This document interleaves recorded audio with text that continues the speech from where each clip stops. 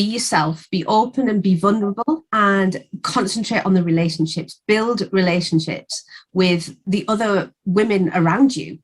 Hi ladies, welcome to another episode of the Beyond Influence show. Today I am having a conversation which I hope I will not be too emotional about. I met this wonderful lady called Sarah Jackson several months ago, and she really touched my heart. Her story is phenomenal, and she's a strong woman of substance. Sarah, welcome to the show. Thank you, Cordelia. Thank you for having me. Sarah, tell us the name of your company and describe the journey that you had to discover your purpose here on earth. Well, my company is called Livinglimitlessly. The journey there started when I was about 12 years old in a biology lesson in Samuel King's School in Alston, sat in a human biology class, looking at a diagram of the male and female reproductive systems. And we were sat on benches, boys on one bench, girls on the near bench, and surrounded by giggles as everybody was pointing out the rude bits in the book. I wasn't giggling. I was looking at this picture, realizing that what the teacher was describing about sexual intercourse was what my stepfather was doing to me. And it was at that moment I realized something was really wrong, that my whole childhood, the whole secret of my childhood, there was something really wrong and I had to keep quiet about it. Since then, I have been on a massive healing journey, and I've had all sorts of conventional therapy and not so conventional therapy, hugging trees and screaming in a heap on the floor. And I would consider that now I'm pretty much on the PhD of healing. So my clients, the ladies that I work with, because I work with ladies who have experienced childhood trauma of all sorts, because usually childhood trauma comes as a mishmash of all sorts of it. They're kind of on the beginning. They're on the GCSE, as it was when I was young, the GCSE, the O-levels, the honours degree of healing, and I'm kind of on the PhD. Thank you so much for sharing that, Sarah. And obviously it's something that, how do you explain that in a biology class to your peers or even to the teacher? You don't, right? You just kind of, with shock, have that light moment and then swallow it back down. Absolutely. So Sarah, obviously your role is very critical to the healing journey of women who have suffered trauma. Just tell us about the results they achieve. When women come to me, they don't really know what the actual matter is. There's something not quite right, but they don't really know what it is. So through working with me, we can really dig down and find out exactly what's going on for them individually. It's really bespoke what I do. So you don't know exactly what the problem's going to be for that lady, but I know that the healing tools that we use will get to the root cause of the problem, whatever that is. And then they'll be free from the effects of that. So for example, a lot of women report that if they hadn't worked with me, I've just had one lady who's on my 6-month program tell me that if she hadn't worked with me, she doesn't think she'd have been here now. Oh, wow. Yeah, massive, massive. The ladies that work with me find that at the end of their time with me, they have a sense of self-love that they never had before. They actually have got in touch with that inner child within them, and they're able to love themselves maybe for the very first time. And what that means to each woman is very individual. But when you have self-love, it permeates into all of your life, the way that you interact with your children, your partner, your work, your business. It permeates in every way, but you couldn't exactly say it does that, because it's different for everybody. Yeah. And I feel, not that this has happened to me, but I'm, just talking from experience from the clients that I work with. I don't do what you do, but certainly I do work with childhood stories that come up so that they can, understand why they do the business they do. But I feel that the common thread is the suppression of the truth is suffocating.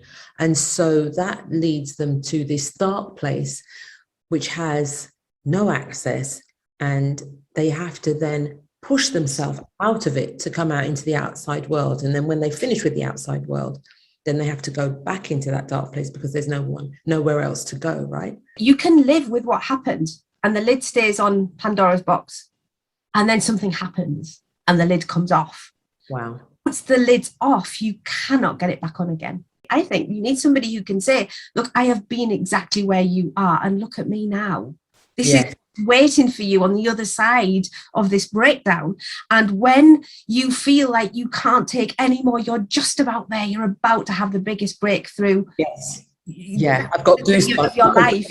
Yeah. I've got goosebumps because this is where I just want the women to understand what you're saying, Sarah. Keep going. Get the support of someone who has been on the journey, is a little further ahead of you, because they are the light. And if you keep going, that is when your breakthrough is going to come. But so many of the women I talk to and I know of just get so exhausted by having to open another page that they just give up. What is the vision for your business? Can you share that? Take the lid off this whole thing around secrecy and shame. Any woman who has experienced trauma as a child, specifically sexual abuse, to be able to share that and not feel that she's judged, that it was her fault, that she led them on at 4 years old. The ridiculous things that I've heard women be told, that they are able to just speak openly and they know that they will be supported, that there are arms there waiting to hold them while they feel their pain and what they went through, and that they aren't going to be shamed again for what happened. So you just mentioned 4 years old, and from our previous conversations, I know that's when the sexual abuse started for you.